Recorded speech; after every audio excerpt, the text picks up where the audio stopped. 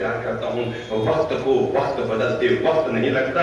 सच्चाई तो ये है, पुत्र की अगर परख करनी हो ना तो तब मत करो जब वो तुम्हारे पैसे से कहीं बाहर में पढ़ाई कर रहा है। पुत्र की परख तब कीजिएगा जब वो जॉब करके कमा रहा है और उसकी विवाह होकर के उसकी पत्नी घर पर उसके साथ आ गई है, तब आपको पता लगेगा कि पुत्र वास्तव में क्या है। और अगर पुत्री की परख करनी हो तो जब वो जवान हो जाए तब इस बात की परख करना कि वो आपके घर के काम कायदे और मर्यादा का कितना ध्यान रखती है। अगर आपको पति की परख करनी हो तो तब करना जब आप बीमार पड़ जाए, तब वो आपके कितना ख्याल रखते हैं, तो आपको पता लगेगा मेरे पति कितने प्यारे हैं। और अगर पत्नी की परख करनी हो ना, जब आपके पास अमीरी हो तो पत्नी की परख मत करना, लेकिन जिंदगी में कभी गरीबी आ जाए ना तब पता करना कि पत्नी आपका कितना साथ देती है। और अगर भाई की परख करनी हो तो तब मत करना जब आप दोनों की कंपनियां चल रही है। भाई परख करनी हो तो तब करना जब आपकी जिंदगी में कोई मुसीबत आ जाए ना, और मुसीबत की बेला में अगर आपका भाई आपके साथ खड़ा हो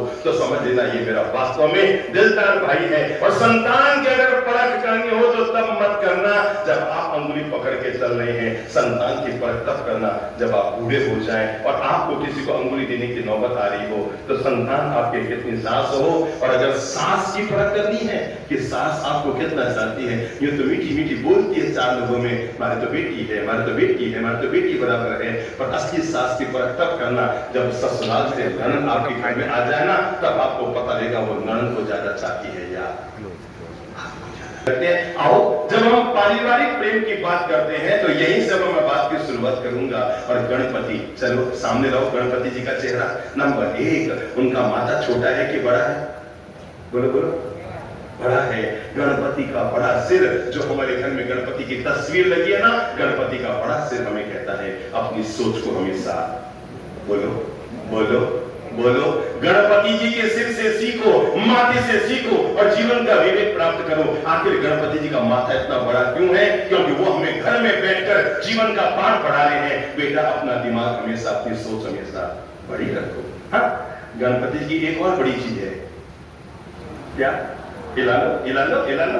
क्या है गणपति के? कान। ये हमें जीवन का पाठ पढ़ाते हैं। बेटा मेरे बड़े कान भी तुम्हें जीवन की प्रेरणा दे रहे हैं। और बड़े कान कहते हैं घर में सुनो ज्यादा और बोलो कम। गणपति जी की एक चीज और बड़ी है, जरा बताओ क्या है? पेट। गणपति का क्या है? पेट बड़ा है। और गणपति का बड़ा पेट हमें कहता है बातों को पचाने की। क्या कहता है? इसने कहा आपने झट से ननद को बोल दिया, ननद ने कहा आपने देवरानी को बोल दिया। आपकी छोटी छोटी बातें जो आप तो ये सोचते हैं ऐसा करके मैं उससे प्रेम बढ़ा रही हूं, आप प्रेम नहीं बढ़ा रहे, आप घर में कलह करने का वातावरण खड़ा कर रहे हैं। मेरे भाई, घर में लगाना है तो बाग लगाना। क्या लगाना? मुंह से बोलो, क्या लगाना? बाग लगाना, कभी आग लगाने का काम। मुंबई की घटना है जब आतंकवादी हमला हुआ था नवंबर महीने में, और जिस समय ताज होटल धूल धूल आग से जल रही थी।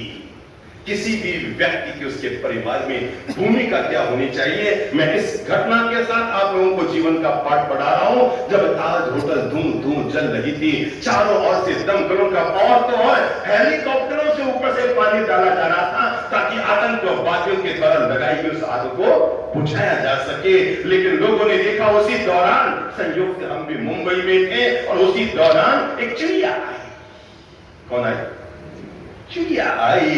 और लोगों ने देखा कि वो चिड़िया ताज होटल के ऊपर उड़ रही है।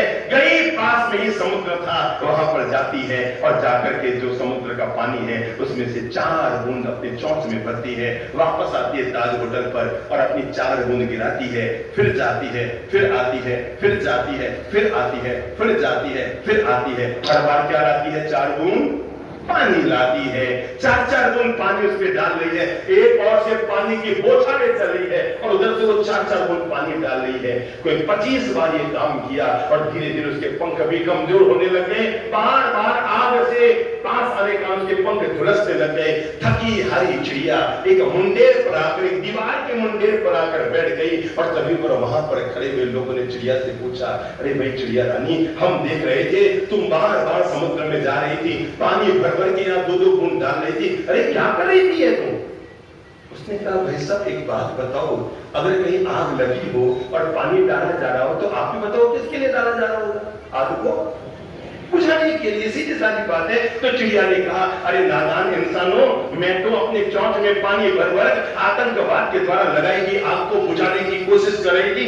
लोगों ने उसकी हंसी उड़ाते हुए कहा नादान चिड़िया, तू तो बिल्कुल ही नादान निकली रे। अरे इधर जब दमकलों का पानी डाला जा रहा है, बड़ी बड़ी मशीनों से पानी डाले जा रहा है, तब भी आग नहीं बुझ रही। क्या तेरे 2 बूंद पानी डालने से आग बुझ जाएगी?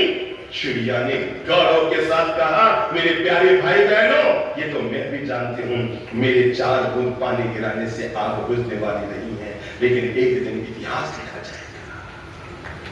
एक दिन क्या होगा? बोलो बोलो बोलो, अपना मुंह खोलो। और अगर भगवान ने आपको हाथ दिए ना तो चिड़िया के सम्मान में ताली जरूर बजा लेना, ताकि आपके घर में भी ऐसे विवेक की दृष्टि पैदा हो सके। तब उस महान चिड़िया ने उन इंसानों को जीवन का पाठ पढ़ाते हुए कहा तुम मुझे क्या बताते हो कि 4 बूंद पानी डालने से आग नहीं बुझेगी? सच्चाई तो यह है, मैं खुद जानती हूं कि मेरे पानी की बूंदे डालने से आग बुझने वाली नहीं है, लेकिन इतना याद रखना एक दिन इतिहास लिखा जाएगा, तब 2 लोगों की लिस्ट बनेगी। आग लगाने वाले कौन थे, आग बुझाने वाले कौन थे? मैं गौरव करूंगी मेरा नाम आग बुझाने वालों में मेरा